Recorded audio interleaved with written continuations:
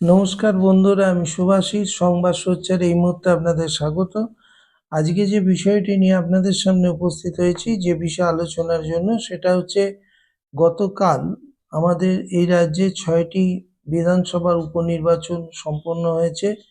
এই 6টি বিধানসভা হলো মেদিনীপুর, নৈহাটি, হাড়োয়া, কুচবিহারের সিতাই, আলিপুরদুয়ারের মাদারিহাট এবং বাঁকুড়ার তালডাংরা। মোটামুটি এই 6টি বিধানসভা কেন্দ্রের ভোট গ্রহণ পর্ব হয়েছে এবং গড়ে প্রায় 72% ভোট পড়েছে। স্বাভাবিকভাবেই একটা উপনির্বাচনকে কেন্দ্র করে 72% ভোট একটা উল্লেখযোগ্য ঘটনা, যা মোটামুটি এই রাজ্যের মানুষের রাজনৈতিক সচেতনতারই একটা বার্তা দেয়। এখন ঘটনা হচ্ছে, এই 6টি বিধানসভার উপনির্বাচন নিয়ে ইতিমধ্যেই মানুষের মধ্যে একটা কৌতূহল, একটা চাপানুতর তৈরি হয়েছে। সেটা হচ্ছে, এই 6টি বিধানসভা নির্বাচনে কোন প্রার্থী জিতবে বা কি ফল কি রকম হতে পারে।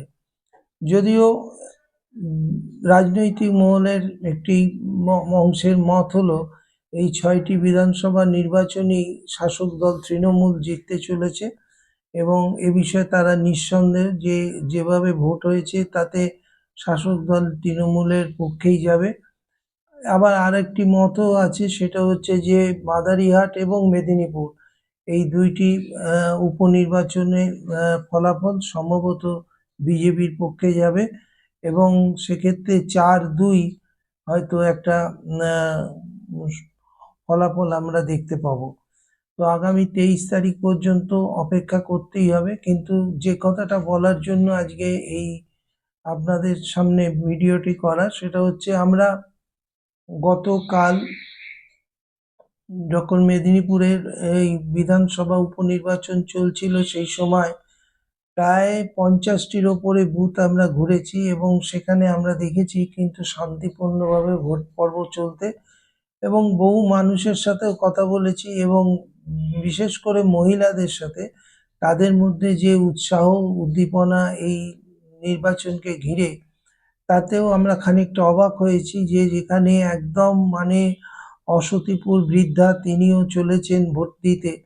তো এরকম একটা উপনির্বাচনে এত উৎসাহের সাথে মানুষের ভোট পর্ব, সেটা কিসের ইঙ্গিত বহন করে, সেটা নিয়ে কিন্তু একটা জিজ্ঞাসা আমাদের মধ্যে তৈরি হয়ে গেছে এবং আমরা অনেক ক্ষেত্রে মানুষের কাছে বিভিন্ন রকমভাবে প্রশ্ন রাখার চেষ্টা করেছি।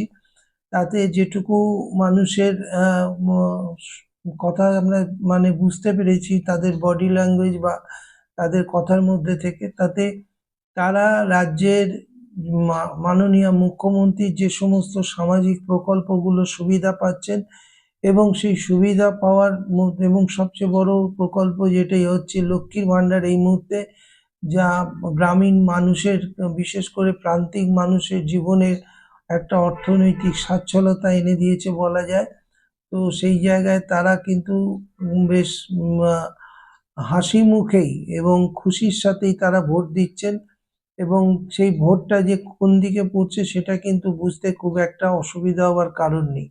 যদিও আমাদের এই রাজ্যের বিরোধী দলনেতা শুভেন্দু অধিকারী, তিনি গতকালই তিনি একটি প্রেস মিডিয়ার সাথে কথা বলার সময় তিনি বলেছেন যে সনাতনীপন্থী যারা হিন্দুরা বেশি যেখানে ভোট দিতে পেরেছে সেখানেই ফলাফল তাদের পক্ষে যাবে। তিনি বিভাজনের রাজনীতি করছেন, তিনি সম্পূর্ণ রকমভাবে বিভাজনের একটা খেলা খেলছেন। তিনি মনে করছেন হিন্দু মানেই বিজেপি আর বিজেপি মানেই হিন্দু। তারা হিন্দুরা সব সুযোগ পেলেই তারা ঝাঁপিয়ে পড়ে তারা বিজেপিকে ভোট দিয়ে জিতিয়ে আনবে। এই কথাটা যিনি বলছেন তিনি হচ্ছেন এই রাজ্যের বিরোধী দলনেতা। এটাই এই রাজ্যের মানুষের কাছে সবচেয়ে দুঃখের বিষয় এবং সবচেয়ে হতাশার বিষয়, সেটা হলো আমাদের রাজ্যের বিরোধী দলনেতা তিনি বাস্তবটাকে সম্পূর্ণ অস্বীকার করে তিনি একটা কি বলবো, একটা আলেয়ার পিছনে ছুটছেন। তিনি ভাবছেন তার এই বক্তব্যে যে হিন্দু সমাজ খুব খুশি হবে, সনাতনী সমাজ খুব খুশি হবে এবং তারা সবাই ঝাঁপিয়ে পড়ে বিজেপিকে ভোট দেবে। কিন্তু তিনি যে পরোক্ষে বিজেপির কত বড় ক্ষতি করছেন এই মানুষের ভোট পাওয়ার ক্ষেত্রে, সেটা তার উপলব্ধির মধ্যে আসছে না। হয়তো আসছে, তিনি ইচ্ছা করেই করছেন। আমার মনে হয় যে এই বিরোধী দলনেতা শুভেন্দু অধিকারীর সাথে শাসক দলের কোনো একটা গোপন কোনো মানে একটা আন্ডারস্ট্যান্ডিং আছে। না হলে তিনি সরাসরি মুসলিম সম্প্রদায়ের মানুষের ভোট চাই না বলে তিনি কি করে বক্তব্য রাখতে পারেন, যেখানে 30% সংখ্যালঘু সম্প্রদায়ের মানুষের ভোট, সেই ভোটের ওপর নির্ভর করে এই রাজ্যের সরকার কে গড়বে কে করবে না। সেই জায়গায় দাঁড়িয়ে বিরোধী দলের একজন নেতা হয়ে তিনি কিভাবে একটি সম্প্রদায়ের মানুষকে সম্পূর্ণ অস্বীকার করে তার ভোট চাই না বলে তিনি নির্বাচনে অবতীর্ণ হতে পারেন এবং সেই নির্বাচনে তিনি জেতার স্বপ্ন পর্যন্ত দেখতে পারেন। তাকে কে মাথার দিব্যি দিয়ে বলে দিয়েছে যে সনাতনী হিন্দুদের কথা বললেই সব হিন্দুরা তাকে ঝাঁপিয়ে পড়ে ভোট দেবে? এটা মনে করার কোনো কারণ নেই যে হিন্দুরা সব মূর্খ, তারা সব ওই ইয়ের থেকে মানে বিহার ইউপি থেকে হিন্দি বলয়ের গোমূত্র পান করে সব পশ্চিমবাংলায় এসে রাজনীতি করা শিখেছেন। এরকম যারা ভাবছেন তাদের মূর্খের স্বর্গে বসবাস বললেও কম বলা হবে। আমরা লক্ষ্য করেছি কালকে যেটুকু, সেটা হচ্ছে যে মানুষের মধ্যে কিন্তু একটা উৎসাহ ছিল, যেটা স্বাভাবিকভাবেই আমরা অন্য কোনো উপনির্বাচনগুলোতে লক্ষ্য করি না। এর আগেও সম্প্রতি আমাদের এই রাজ্যে কয়েকটি উপনির্বাচন হয়েছে, কলকাতার মানিকতলা কেন্দ্রের উপনির্বাচন হয়েছে, কিন্তু সেখানে ভোট এত বেশি পরিমাণে পড়েনি যা আমরা এবারে উপনির্বাচনে লক্ষ্য করলাম। তবে হ্যাঁ, একটা ইস্যু এবারের উপনির্বাচনে অবশ্যই ছিল, সেটা হচ্ছে আর.জি. করে অভয়াকাণ্ডের ঘটনা। সেই ঘটনার পরিপ্রেক্ষিতেও আমরা বিভিন্ন জায়গায় মানুষের কাছে প্রশ্ন রেখেছিলাম যে তারা যখন ভোট দিতে যাচ্ছেন তখন এরকম মানে ঘটনা, যেটা অতি নৃশংস জঘন্য একটি মর্মান্তিক হত্যাকাণ্ড হয়েছে আর.জি. কর হসপিটালের ভিতরে, এবং যা নিয়ে মাসাধিক কাল ধরে ডাক্তাররা আন্দোলন করছেন, সাধারণ বহু নাগরিক সমাজের মানুষ তারা রাস্তায় নেমে এসছেন। এত বড় একটা অরাজনৈতিক আন্দোলন মানুষ দেখেছে 14ই আগস্ট রাত দখলের যে আন্দোলন। তো সেই জায়গায় দাঁড়িয়ে তারা কি ভাবছেন ভোটের ক্ষেত্রে, তো তাদের যেটুকু বক্তব্য সেটা হচ্ছে যে এটা একটা অরাজনৈতিক আন্দোলন এবং নৃশংস হত্যাকাণ্ড, এর সাথে রাজনীতির কোনো সম্পর্ক নেই। এবং এক্ষেত্রে যেমন বিরোধীরা অভিযুক্ত দোষী যারা তাদের যেমন কঠোর শাস্তির দাবি করেছেন, তেমন একইভাবে রাজ্যের মাননীয় মুখ্যমন্ত্রী এবং তার দল তারাও একই রকমভাবে যখন কঠোর শাস্তির দাবি তুলেছেন, তখন এটাকে কোনো রাজনৈতিক ইস্যু করার কোনো মানে হয় না এবং এটা নিয়ে মানুষ সেরকমভাবে খুব একটা ভাবতেও রাজি নয়। মানুষ ভোট দিতে যারা যাচ্ছেন, বিশেষ করে মহিলা, তারা কিন্তু প্রান্তিক মহিলা সমাজ, তারা কিন্তু মানুষ মানে আমাদের রাজ্যের মুখ্যমন্ত্রীর যে 62টি সামাজিক প্রকল্প, সেই প্রকল্পের সুসার, সেই সব প্রকল্পের সুবিধা যারা পেয়েছেন তারা কিন্তু উৎসাহের সঙ্গে ভোট দিচ্ছেন। এবং সেই ভোটদানটা যদি আমরা বুঝতে ভুল না করে থাকি, তাহলে সেটা যে বিরোধী দলের পক্ষে খুব একটা শুভ নয় সেটা কিন্তু বোঝাই গেছে। এবং কালকের দীর্ঘক্ষণ বিভিন্ন বুথে ঘুরে বিভিন্ন মানুষের সাথে কথা বলে আমাদের একটা ধারণা স্পষ্ট হয়েছে, সেই অর্থে বিরোধী দল কিন্তু রাস্তায় নেই। কিছু কিছু জায়গায় বিজেপির কিছু ক্যাম্প অফিস আমরা দেখেছি, সেখানে আমরা তাদের সাথে কথাও বলেছি, কিন্তু সেগুলো তৃণমূল বা শাসক দলের তুলনায় একদমই ম্রিয়মাণ ছিল। একদমই মানে যেগুলো বলবো, সেখানে লোকজনও কম, যেখানে শাসক দলের লোকেরা প্রায় দাপিয়ে নির্বাচনটা করছে। এবং আরেকটি জিনিস যেটা বলার, সেটা হচ্ছে বিরোধী দলনেতা তিনি বলেছেন বেশ কিছু জায়গায়, একমাত্র মেদিনীপুর আর মাদারিহাট ছাড়া বাকি সব জায়গায় নাকি কেন্দ্রীয় বাহিনী তারা সঠিক ভূমিকা পালন করেননি।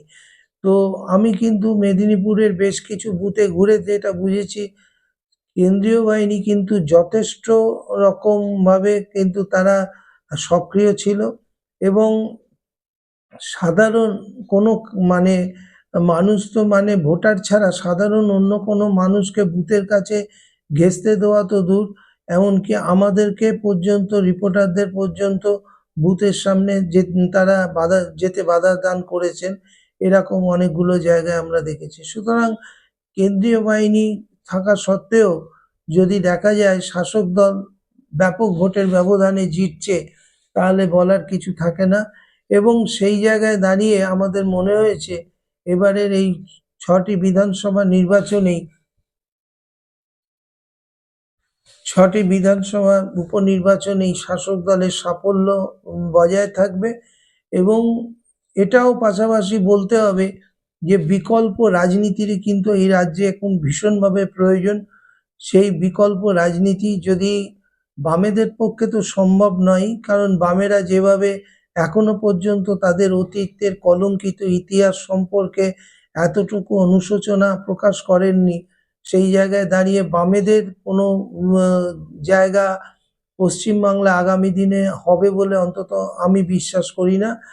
তো সেই জায়গায় বিজেপি যেভাবে খেলছে, যেভাবে বিজেপির মানে বিজেপি নিজের পায়ের নিজেই কুড়ুল মারছে, যেখানে প্রতি মুহূর্তে সংখ্যালঘু সম্প্রদায়ের মানুষের ভোট চাই না বলে তাদেরকে অসম্মান করে যে বার্তা শুভেন্দু অধিকারী দিচ্ছেন, তাতে কিন্তু পরোক্ষে বিজেপির ক্ষতি হচ্ছে এবং সেই বিজেপির ক্ষতি হওয়া মানে বিরোধী দল কমজোরি হচ্ছে। এবং এটা আজকে যদি হয় যে এই 6টি বিধানসভা উপনির্বাচনেই তৃণমূল ব্যাপক ভোটে জিতলো, শাসক দলের ব্যাপক জয় জয়কার হলো, তাহলে আমরা অন্তত মনে করব যে গণতন্ত্রের পক্ষে এটা একটা শুভ ঘটনা নয়। কারণ গণতন্ত্রে বিরোধী দলের একটা মানে শক্তপোক্ত বিরোধী দলের একটা অবস্থান থাকা দরকার। সেই জায়গায় যদি বিরোধী দল দুর্বল হয়, তাহলে শাসক দলের মধ্যে যে দুর্নীতিগুলো থাকে, যে শাসক দলের মধ্যে যে সমস্ত ধান্দাবাজ লোকজন থাকে, তাদের পোয়া বারো হয়, তাদের আরও বাড়বাড়ন্ত হবে, আগামী দিনে আরও বেশি চুরি জোচ্চুরি শুরু হবে। তাই বিরোধী দলের কিন্তু প্রয়োজন আছে এবং সেই বিরোধী দলের কিন্তু কঠোর মানে শক্তপোক্ত একটা বিরোধী দলের খুব প্রয়োজন। সেক্ষেত্রে শুভেন্দু অধিকারী যে ভূমিকা পালন করছেন বিরোধী দলনেতা হিসেবে, সেটা কিন্তু কখনোই বাঞ্ছনীয় নয় এবং আগামী দিনে বিজেপিকে আরও গভীর খাদের কিনারে নিয়ে যাবেন, এমনটাই আমাদের ধারণা। আজকে এই 6টি বিধানসভা নির্বাচন নিয়ে আমাদের সংক্ষিপ্ত বিশ্লেষণ, সেটা আমরা আপনাদের সামনে তুলে ধরলাম। আমরা কতটা সঠিক বিশ্লেষণ করতে পেরেছি তার প্রমাণ আগামী 23 তারিখে হবে, সেটা আপনারা দেখতে পাবেন। নমস্কার, ভালো থাকবেন।